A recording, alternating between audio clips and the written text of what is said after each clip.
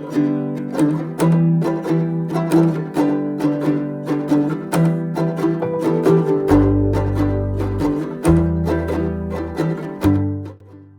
Friends, welcome back to another video. मेरा नाम है शर्मा और आप लोग आ गए हैं यूनिक आर्ट यूट्यूब चैनल पर। तो पिछली वीडियो में हमने देखा था कि मुझे एक कमीशन वर्क मिला था, तो हमने वो कमीशन वर्क कंप्लीट कर लिया। तो आज की इस वाली वीडियो में हम लोग ड्रॉ करने जा रहे हैं शाहिद कपूर सर का स्केच, जो उनकी फर्जी वेब सीरीज आई है। तो वहाँ से ही मैंने एक रेफरेंस पिक्चर ली है, तो वही हम लोग आज ड्रॉ करने वाले हैं। तो इस वीडियो में हम लोग सिर्फ आउटलाइन ड्रॉ करेंगे। जो ये वाली वीडियो आपके लिए बहुत हेल्पफुल होने वाली है, तो वीडियो को लास्ट तक जरूर देखना और वीडियो को एंजॉय करना। तो मेरे टाइप इसकी वीडियो शुरू करते हैं।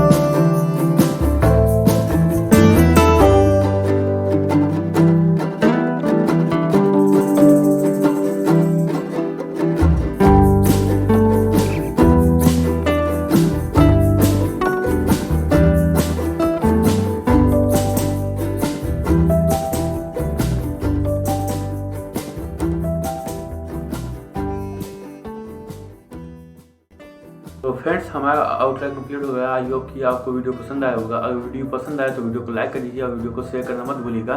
अगर आपको भी अपना स्केच बनवाना है तो आप मुझे इंस्टाग्राम पे डीएम कर सकते हैं। इंस्टाग्राम की लिंक डिस्क्रिप्शन में मिल जाएगी।